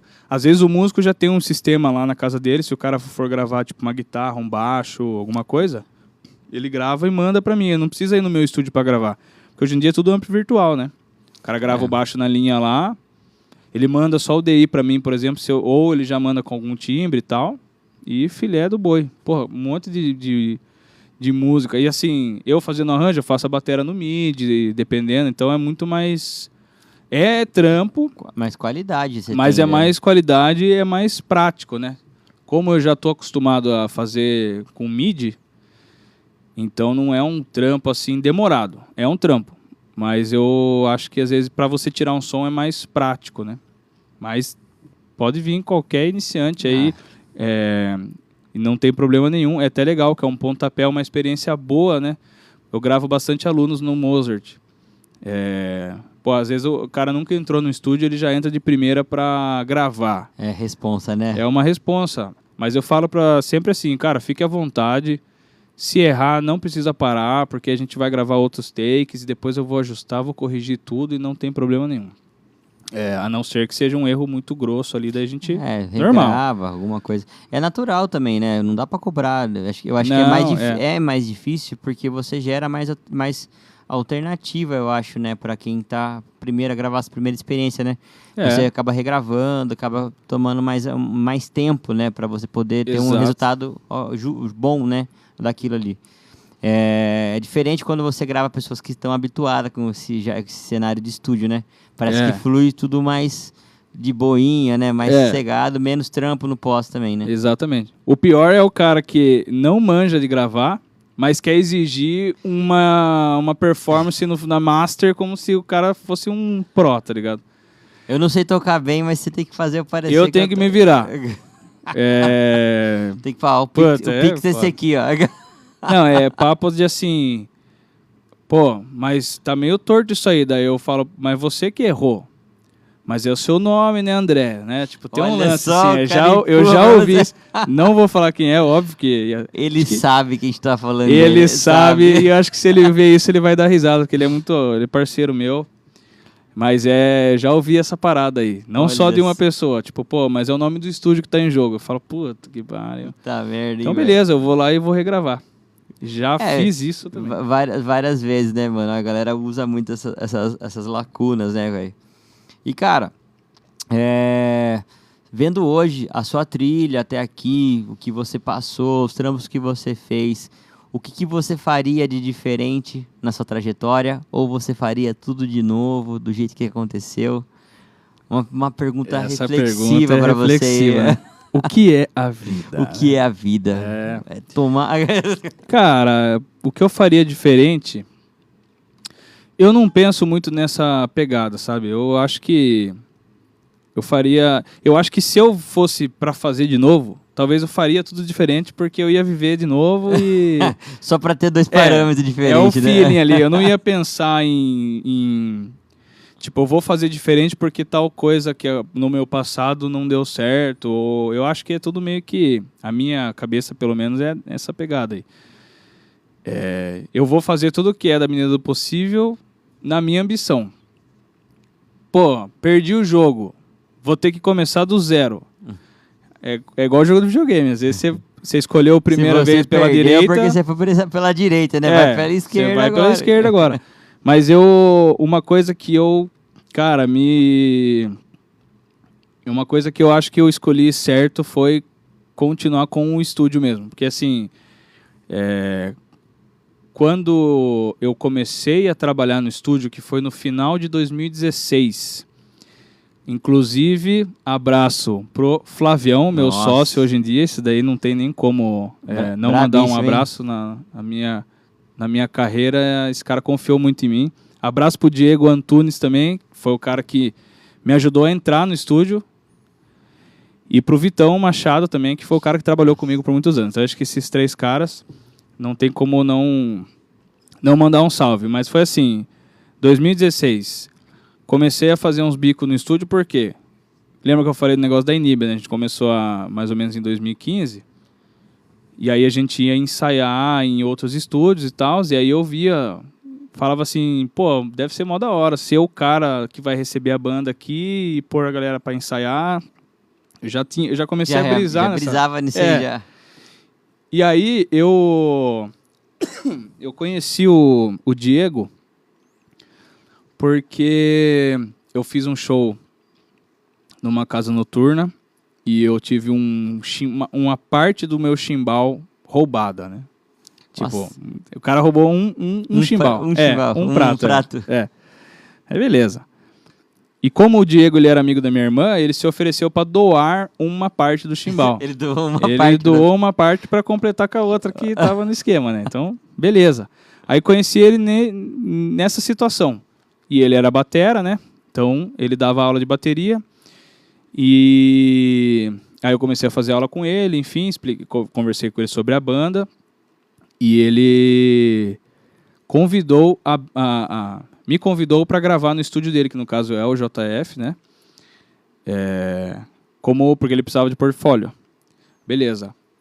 Aí fomos lá, gravamos o primeiro single, etc, né? Aí nisso eu já comecei a meio que conversar com ele sobre produções, etc. Comecei a pedir como que funcionava o estúdio para cuidar de ensaio. Ele falava que precisava, às vezes, de um auxiliar, alguma coisa. E eu me ofereci para fazer uns bicos lá. E aí ele que me mostrou a faculdade de produção fonográfica. Eu nem imaginava que existia uma faculdade para produção. Aí comecei a produzir no estúdio. Aliás, comecei a fazer os bicos no estúdio e tal. O Diego teve uma oportunidade para ir trabalhar na China. Só que ainda eu estava muito no início. Não tinha como Eles nem pensavam em me colocar para subir. Eu só estava ali fazendo o sub, né? E aí ele colocou o Vitão no lugar dele, mas o Vitão continuou me chamando para fazer o sub. E nisso daí eu fui acompanhando o Vitão a fazer as gravações, ganhando experiência e tal. E aí em 2019 o Vitão ele precisou sair do estúdio. Nessa época o Flávio ainda morava fora, né? Morava nos Estados Unidos. E o Vitão ele precisou sair do estúdio. E aí ele falou assim, cara, vou passar tudo para você. Tipo, todas as minhas funções eu vou passar para você. E eu fiquei assim, ó, né? Puta tipo responsa assim, do nada, né, além cara? de ter que atender a agenda, conversar com o cliente, monitorar a agenda. Se eu precisar de alguém para ir no meu lugar, eu que tinha que me virar, pagar todas as contas, aluguel, essas coisas, era mais complicado, né? E aí fiz umas reuniões com o Flávio online e tal. Daí o Flávio vinha pro Brasil, às vezes, em algumas vezes no ano, etc. E aí foi dando certo, fui fazendo a faculdade, fui arriscando gravar a galera, né? Você fez a faculdade ali pós esse estúdio, então? Sua oportunidade de estar no estúdio, ou você já estava fazendo quando aconteceu esse processo de você estar assumindo o estúdio lá? Então, eu comecei a assumir o estúdio, eu já estava na faculdade, já estava fazendo a faculdade. E aí, beleza, só para não postergar só essa história aí, foi dando certo, daí o Flávio veio morar no Brasil definitivo, e aí a gente daí eu já comecei a pegar mais experiência de gravação, porque, tipo, começa a arriscar, faz um precinho simbólico ou de graça, dependendo da pessoa, só para você girar gravações e aprender. E aí foi dando certo. Cara. O Flávio, ele voltou pro Brasil, e daí, como ele morava aqui, ele conseguiu acompanhar mais de perto, então, tipo, muita coisa ele mudou, fez uma reforma, comprou coisas novas e tal, até que daí a gente mudou de endereço, que é onde a gente está hoje, no centro, né? Eu lembro, então, cara, eu lembro pra caramba dessa transição de vocês aí, cara. Foi muito legal, velho. Foi bacana pra caramba. E esse foi o pontapé hoje. Daí quando a gente mudou de fato pro centro, aí eu entrei como sócio. Daí formalmente, ele me convidou pra ser sócio, né? Então hoje... E por que eu tô contando toda essa história? Porque quando eu saí do meu emprego... que fui menor aprendiz, né, numa empresa e tal. Eu já estava fazendo bico no estúdio, só que o negócio estava meio devagar ainda, porque era tipo um ensaio a cada, sei lá, um ensaio por semana que eu olhava lá, dava tipo, sei lá, R$100 no mês, tá ligado? Vamos supor. E o primo do meu pai era muito amigo de uma empresa de som e luz aqui de Sorocaba, famosa, que eu infelizmente não vou lembrar o nome. Poxa, já fiquei curioso não, aqui pra te perguntar. Eu acho que é CP. Não é GP? GP, eu acho que é GP Som e Luz. Do Crica. A galera aí já vai lembrar dele. Com certeza, é GP mesmo. Eu sempre confundo, mas é isso. Então, o primo do meu pai era muito amigo do dono, e ele me deu uma força na época. Ele me buscou em casa, me levou para conhecer o galpão lá, conheci a galera lá, e o cara tinha falado, viu, pô, quer fazer um estágio aí? A gente troca uma ideia. Você vai aprender mesa digital, vai aprender mesa de som e tal. Na época, você lembra qual mesa que tinha lá? Puta, não vou lembrar. Que ano que era, mais ou menos? 2017. 17? É. Deve ser as Yamaha da vida, as PM5D, LS9. Tava em alta pra caramba no mercado. Cara, tinha um monte de coisa. Era um barracão mesmo, com caminhões, e, enfim, tinha tudo lá. E eu fiquei meio assim, né? Será que mando mensagem e tal? Porque, cara, minha paixão já era o estúdio mesmo. E pra mim, mesmo fazendo um ensaiozinho ou outro lá, eu já tava me sentindo parte da equipe e tal. E eu lembro do meu pai falando assim, pô, você quer viver disso, oportunidade e tal, né? E eu lembro que eu decidi não mandar mensagem, continuar no estúdio e tal. Aí veio a pandemia só pra cagar mesmo. Aí quando veio a pandemia eu até pensei, puta, mano, se eu tivesse aceito lá de repente, não sei, né? Parado, né, mas ia cara? ter parado também, né? Não tem como, né? Não tinha como. Mas vendo hoje que deu super certo, se eu tivesse entrado no trabalho de fazer os eventos ao vivo, igual você, por exemplo, talvez ia ser aquele trampo que eu falasse, tipo, puta, mano, mais um fim de semana de trampo, que chato, sabe? Igual a galera do CLT que reclama da segunda-feira, eu ia reclamar do fim de semana. E como hoje eu faço exatamente o que eu sempre quis fazer, eu não tenho tanto esse problema aí, entendeu? Então eu sou muito, muito grato às minhas confianças. Então eu acho que se eu fosse para refazer alguma coisa, talvez eu fizesse a mesma coisa. Mas se eu tivesse outra pira pra refazer, eu faria diferente. Sei cara, lá. porque, tipo assim, as escolhas que a gente faz trazem a gente tá hoje, cara. Eu também, mano, bati cabeça, errei em profissões, errei na minha profissão. Acho que ninguém nasce sabendo, cara. A gente erra, tá ligado? Exatamente. Eu persisti, eu só fui um cara muito teimoso, tá ligado? Pra eu estar aqui hoje, eu quis muito aprender, mesmo errando, eu quis aprender e seguir, cara. Eu acho que essa que é a pegada. E é muito legal, cara. Eu faço uma coisa que eu gosto hoje, entendeu? Faço uma coisa que eu gosto. O áudio é um lance que eu curto muito e acho que é isso pra você também, né? Isso é muito importante. Você, né? tipo assim, você não gosta de um setor do áudio, mas você tem um seu setor que você se encontra, que se sente confortável e você não tem essa pilha de falar, nossa, de novo, cara, tem que acordar segunda-feira e ir lá. Não, você tem, porra, mano, começou a semana, vamos arrepiar. Exatamente. Esse sentimento, cara, é impagável, velho. É louco, né?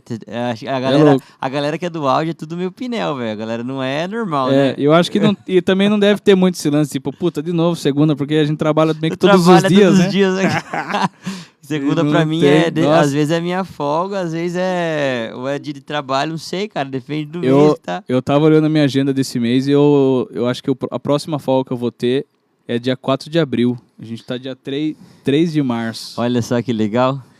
Mas assim, às vezes tem um trampo puxado, tipo, que eu vou chegar lá no estúdio, que nem o sábado passado. Eu cheguei no estúdio, era 10 da manhã e saí umas 9 e pouco da noite, por exemplo. Aí foi puxado. Mas tem dia que é tipo, vou fazer um show das 10 ao meio-dia. Aí o resto do dia eu tô tranquilo. Querendo ou não, você trampou naquele dia, mas pelo menos é mais light. Tem uma flexibilidade maior, né? Exatamente.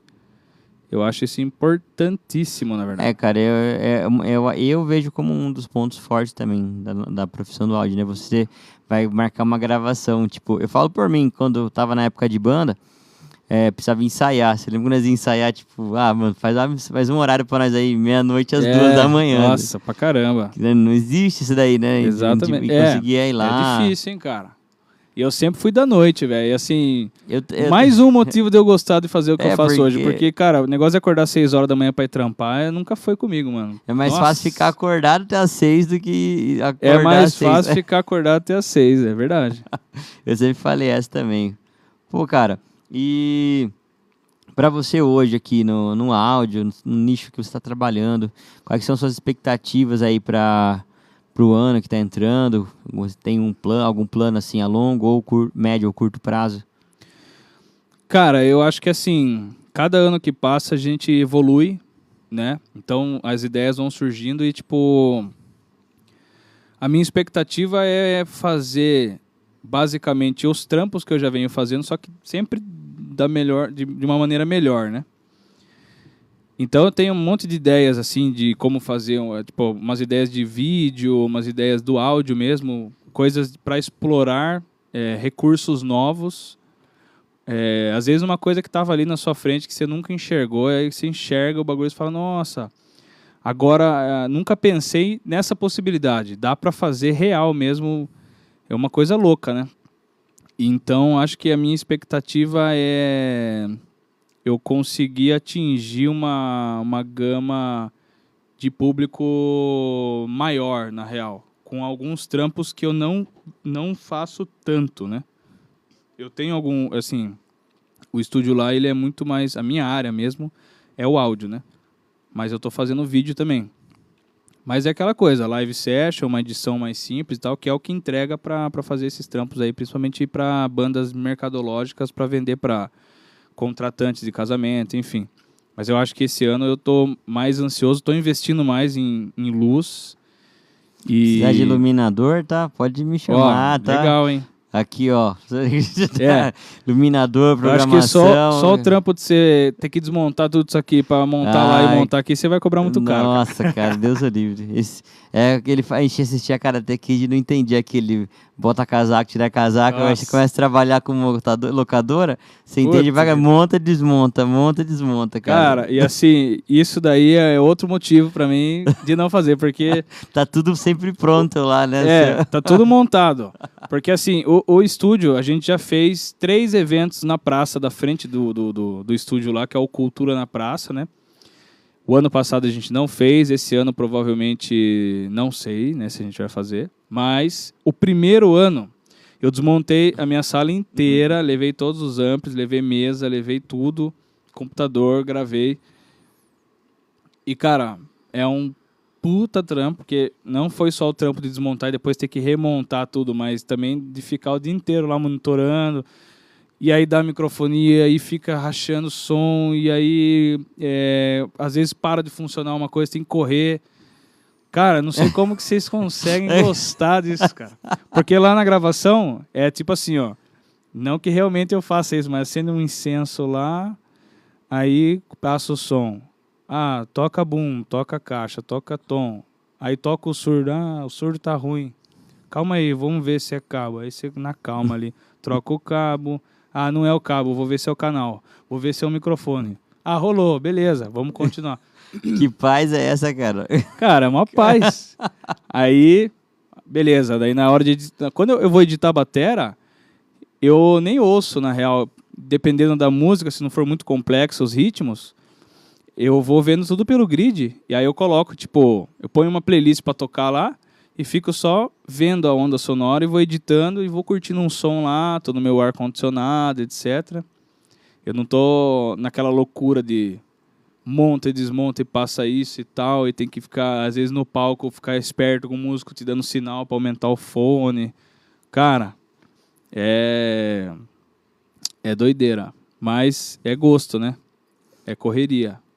Cara, você falando pra mim, nossa, que demo filme, cara, como é, tipo assim, é o dia a dia do técnico, né? Caçar isso daí, entendeu? Exatamente. A gente tem que ir lá, descobrir que mic que tá vazando, então, pra mim, eu gosto, cara, essa adrenalina, assim, me põe no jogo, assim, mesmo pra com certeza, eu acho que dessa parte de exploração de equipamentos analógicos, microfone, cabo, essas coisas, acho que quem trabalha com áudio ao vivo consegue ter muito mais...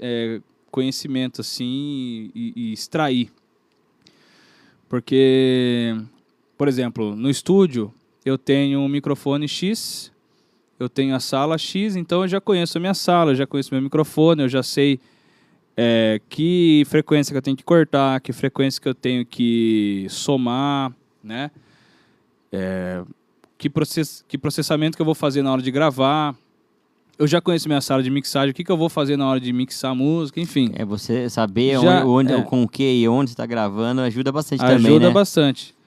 Então eu trabalho sempre com os mesmos microfones, já faz anos, com os cabos nunca é os mesmos, que às vezes você vai trocando, mas assim, já faz anos que eu trabalho com a mesma mesa, com o mesmo software, com os mesmos mix.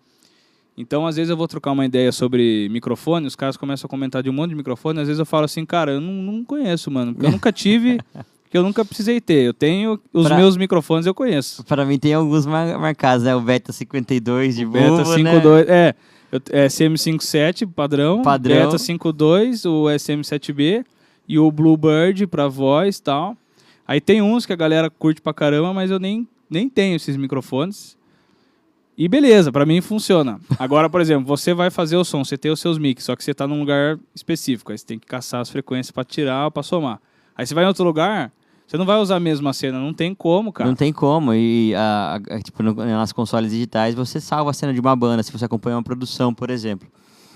A cena tá lá para viabilizar algumas coisas, mas não quer dizer que você vai plugar da Play e tá pronto. Não, você tem que corrigir várias coisas, tem várias compensações aí. E é lance de você conhecer o seu equipamento mesmo, e conhecer a fundo, acho que é você entender o seu cliente, né, a banda, e você está entendendo o artista e tentar entregar para ele o que ele espera. Porque às vezes é uma correção, mas também é uma busca de um timbre esperado para quem vai ouvir, né? Tanto acho que pro artista que tá tocando, para quem tá também assistindo ele lá.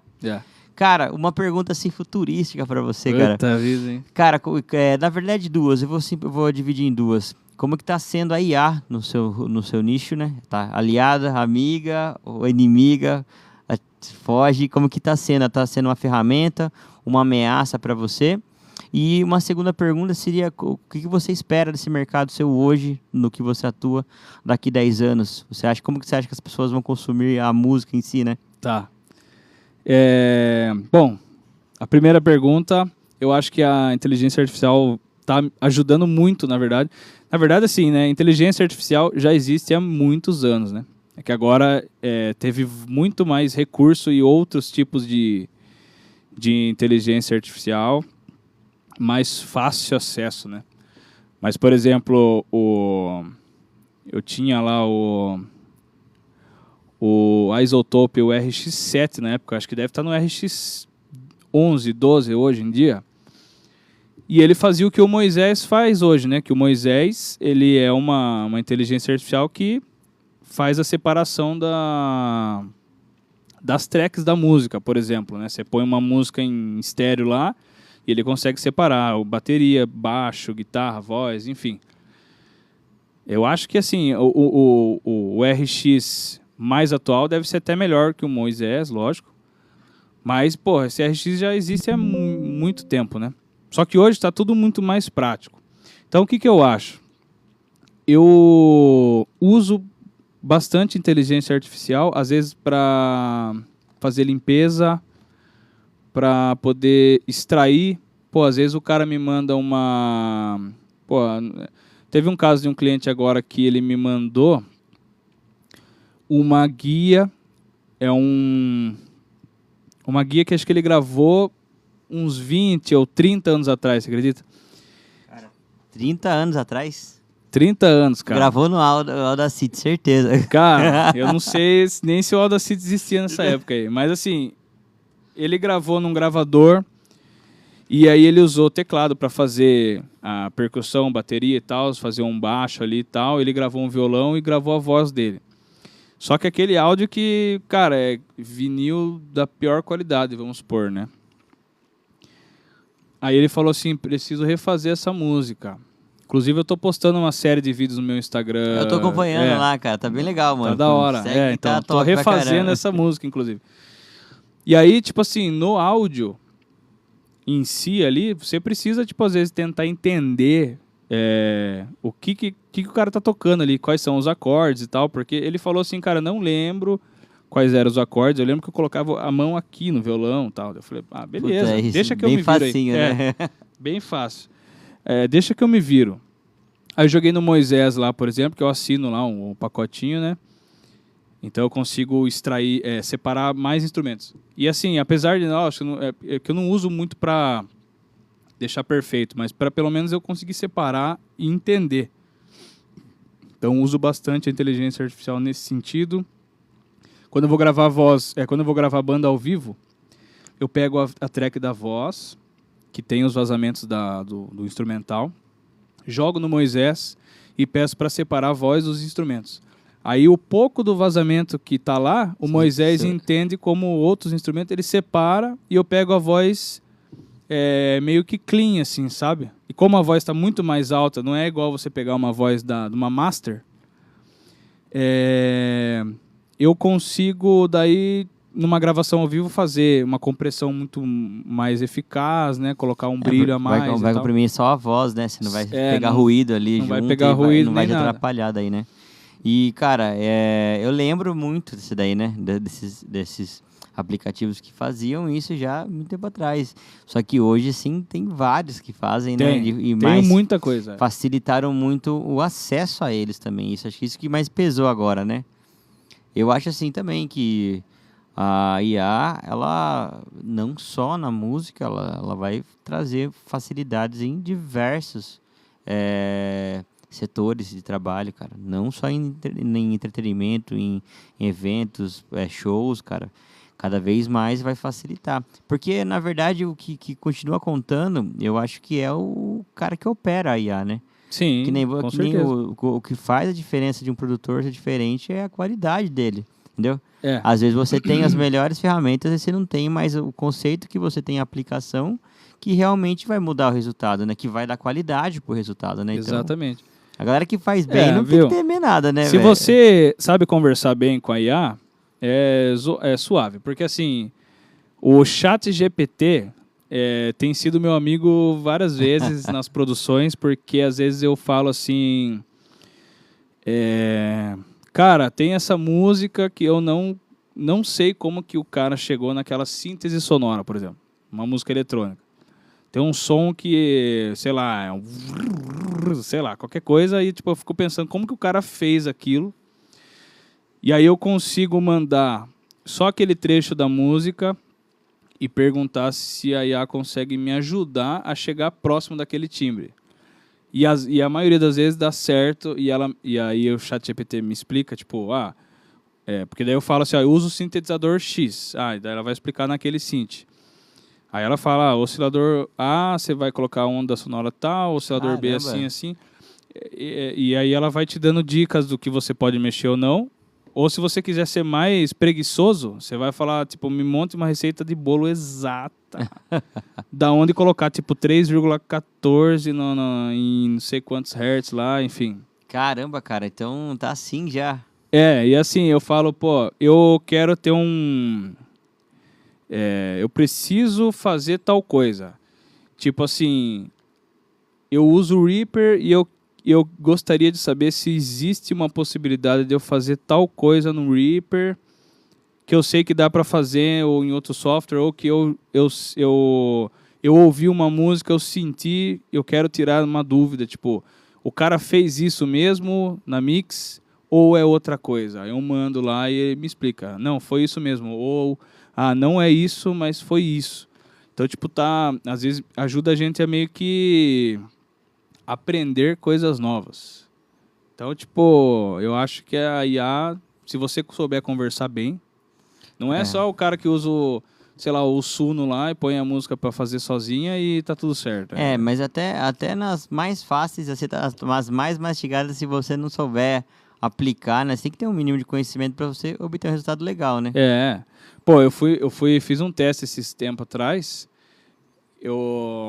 que acho que tinha um colega meu que falou assim, zoando, né? Vocês vão tudo perder emprego, porque hoje em dia se faz música com inteligência artificial e não precisa mais produzir. Eu falei, beleza. Aí eu falei assim, viu, pega esse site aqui, vamos fazer uma música do mesmo estilo. Tipo, você vai pedir para a inteligência artificial fazer a música, eu também. Tipo, vamos pegar uma banda de referência, a gente vai fazer a mesma música. Você vai fazer a sua, eu vou fazer a minha. Aí, beleza. Ele falou, não, beleza. Daí ele escreveu lá do jeito que ele queria a letra ou o que ele queria que tivesse na música, eu escrevi na minha. Cara, daí ele ficou toda torta, tá ligado? Porque ele escreveu letra de mais ou de menos, e aí ficou tudo meio confuso. Ele não explicou como que ele queria uma introdução, como que ele queria um verso. O engenheiro dos comandos, né? Você tem que fazer tem que dar os comandos para ela poder responder da forma correta, né? Isso que a galera não entende, né? Aí eu falei, cara, você viu que não é assim também, ainda tem uns aninhos de trabalho garantido, ainda posso, aí, fica sossegado. Como eu acho que eu vou me aposentar com uns 40, nada a ver, né? Mas eu acho que aí respondendo aquela segunda pergunta, né, o futuro, né, eu acho que assim, vai ser exatamente isso que a gente está falando, tipo, quem vai se destacar mais é quem vai conseguir continuar e saber conversar com a inteligência artificial, porque você vai vender esse trampo, por exemplo. Tipo, a pessoa ela vai chegar... Eu acredito que vai ser mais ou menos assim, né? A pessoa vai chegar num ponto que ela fala assim, eu não quero músico, não quero nada, eu só quero fazer uma música X, mas eu não sei como fazer, como conversar. É igual se contratar gente para fazer currículo, tá ligado? Nossa, Isso já existe há muitos anos. Tipo assim, você não sabe fazer um currículo, você vai contratar uma pessoa para fazer um currículo. Galera que nem, tem uma galera que nem sabe o que é isso, cara. Você acredita? Então, o que é currículo? Nunca exatamente. Mas nem, existe esse trampo. Existe. A pessoa existe o currículo e existe o trampo de quem faz o currículo. Aí você fica, pô... É complicado, né? Daí então vai ter o trampo, a música vai estar pronta e vai ter quem saiba montar a música para aquela pessoa. Esse que é o lance. Eu comentei, acho que veio um outro amigo, também produtor aqui, o Caio, e ele comentou, né, que as músicas estão cada vez mais curtas, né? Cada vez mais curtas. Isso, hoje real.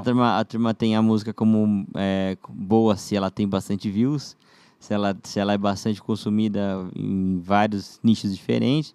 Quanto mais flexível, mais curta e mais viral, vamos por assim, né? Ela é uma música que se torna uma música boa pro mercado, digamos assim. Uhum.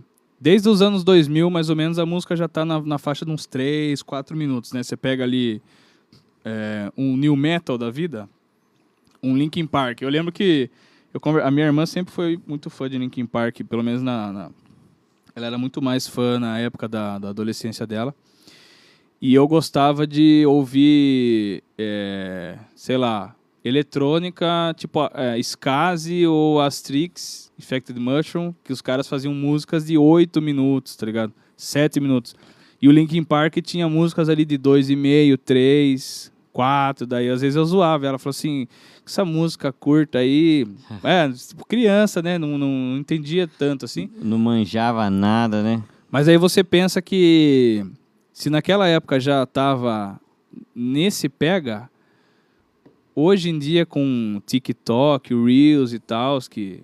Pô, fui postar um Reels esses dias aí, que tava com 3 minutos e alguma coisa, e o Reels, o Instagram me notificou que esse Reels não vai ser entregue para quem não me segue, só vai ser entregue para quem me segue, porque tá acima de 3 minutos. Então, tipo assim, a galera tá forçando você a não fazer conteúdo grande, né? E assim, pensando no mercado, quanto mais curta a música, tipo, vamos supor, tem uma parte da música muito boa, a pessoa vicia naquela parte, só que toca por uma sequência de compassos ali. Aí a música acaba. Aí você vai fazer o quê? Vai dar play de novo. E vai dar play de novo. Se você faz uma música que fica naquela parte por mais tempo, você já vai se satisfazer.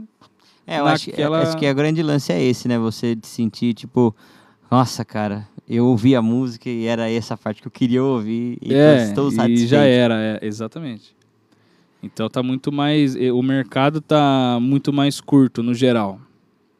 Por isso que eu gosto de separar, assim, Por exemplo, o meu projeto de música eletrônica é totalmente artístico. Eu tenho música também de 6, 7 minutos lá, mas eu faço pra mim, né? Quem curte essa brisa e quiser ouvir, legal, porque daí eu vou saber que é a galera que realmente gosta vai ouvir. E não aquela galera que vai ouvir e falar, legal. Mas, assim, se eu quisesse realmente fazer um planejamento pra me lançar como um artista no mercado e fazer um foco na minha carreira do meu projeto, por exemplo, eu ia ter que fazer primeiro um estilo de música já um pouco mais, aquelas eletrônicas mais farofa, né? Que é tipo assim, em 15 segundos, 20 segundos de música já tá o drop da música.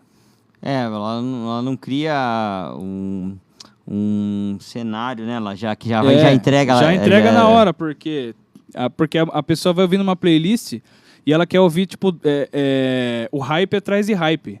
O hype das músicas é o drop ou o refrão, por exemplo. Então, o negócio tem que ser... Porque o refrão ou o drop é a parte que a galera mais canta. Então, a música tem que ser rápida mesmo. Porque ela não vai ouvir uma música... Ninguém mais para ouvir um álbum inteiro de um artista, ainda mais se for aqueles álbuns conceituais que se você começar a ouvir na quinta música, não faz tanto sentido, porque teve as outras primeiras, que vai uma continuando atrás da outra. Ninguém faz, mas Então, é muito raro isso, na verdade. pouca gente consome, né, a obra como um todo, né? Isso, Às vezes, tipo assim, aquela música ali já era e, tipo, não entende, né? Às vezes não tem a imersão que o artista, quando compôs o álbum completo, pensou, né? Montou pra você.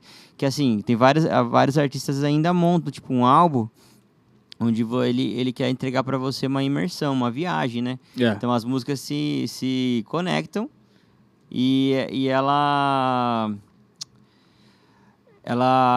tem uma continuidade, né? Então, quando você não escuta esse álbum todo, você acaba perdendo essa imersão que está sendo proposta para você ali. E pouca gente consome isso, né? Essa é a verdade. A galera da dopamina extrema hoje, né? Tipo, na verdade, eu acho que antigamente a galera consumia... menos pessoas consumiam músicas iguais hoje. Porque hoje em dia é muito mais fácil você consumir música, né? Hoje tem mais ferramentas que viabilizam isso, né? O streaming, hoje tem várias plataformas que você pode estar consumindo, né? Outra coisa que eu vejo muito no mercado é esse lance por exemplo, às vezes bandas que a gente sabe que foi renomada, que ganhou disco de ouro, que a gente lembra das antigas, a galera vendeu tantos CDs. A galera hoje no streaming não tem peso. Porque exatamente. Por dois motivos. Ou porque não migrou para o streaming, né? Não colocou esse material no streaming para a galera consumir também. Ou a galera que curte já prefere ouvir tipo, no CD, prefere ouvir no show.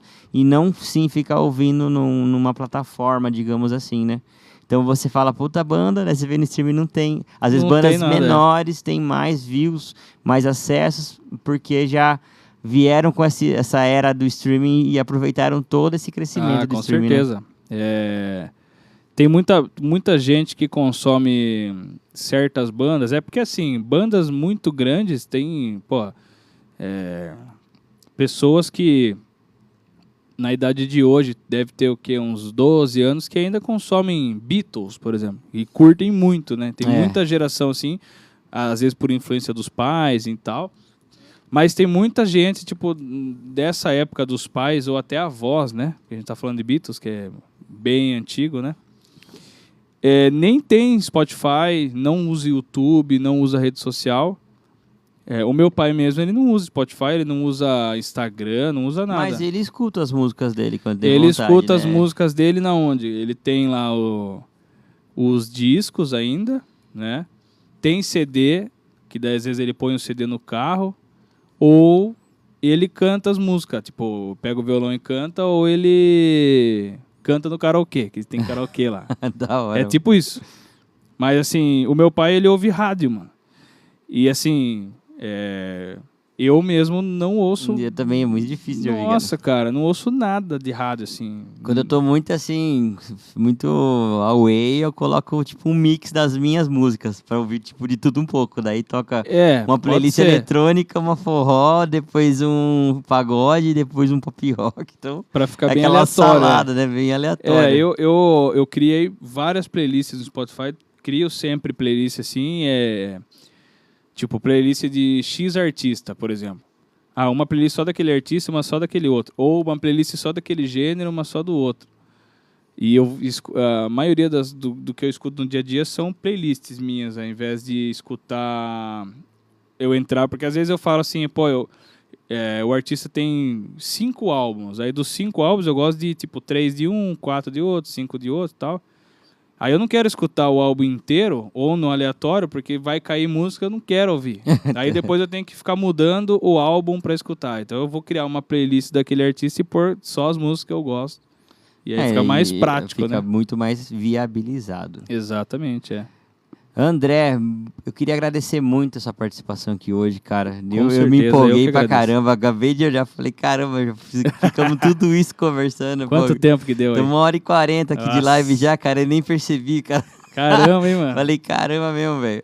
Mas, pô, cara, legal demais o papo. Muito feliz de estar entrevistando aqui você. Isso aqui vai acabar...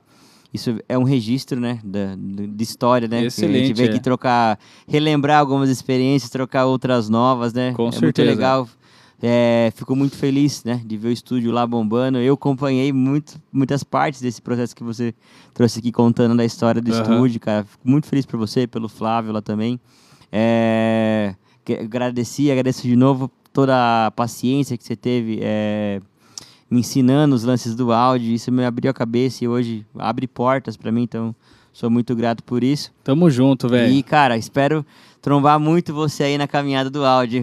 Eu lá gravando alguma coisa dentro da sua calmaria. Da lá minha pra calmaria, vambora. Você não ficar nervoso. E, cara, queria deixar esse momento aí para você falar redes sociais suas, seus trabalhos, o que você fique à vontade para falar um pouco do seu trampo aí, pra galera buscar, quem quiser ouvir as suas playlists das vozes da sua cabeça. Legal. Ou conhecer o seu estúdio, fique à vontade, mano. Beleza, então vamos lá, eu vou repetir, o Instagram do estúdio é JF_Estúdio Sorocaba. Aí eu tenho o meu Instagram pessoal, que é @DeSantana, então o San com 2 As. Nunca consegui trocar isso, porque já tem um Santana normal, mas enfim. Mas colocar André Santana DSX, tá tudo certo. Inclusive, DSX é o meu projeto de eletrônica, então se jogar lá no YouTube ou no Spotify vai aparecer. E é isso, acho que a rede social que eu mais uso é o Instagram mesmo. Então acho que é onde eu mais publico minhas informações é no Instagram. Tamo aí. Beleza, mano. Mais uma vez aí, queria agradecer também o pessoal que assistiu, que participou, tudo mais. Depois esse episódio vai ser repostado lá no YouTube também e no Spotify, tá bom? Então quem ficar com alguma dúvida e quiser ver de novo aí a live, só dá uma passada lá e curtir muito. Valeu, pessoal. Uma boa noite pra vocês aí. Esse foi mais um episódio de Farales Podcast. E amanhã tem mais, sempre às 19 horas. Quando não é às 19, a gente posta, avisa vocês, coleguinhas. Mas amanhã às 19 também com o Adrian também. Aguardando aí pra ele vir falar umas histórias cabulosas aqui pra nós. Fechou? Boa noite pra vocês, pessoal. Bom descanso aí. Tchau.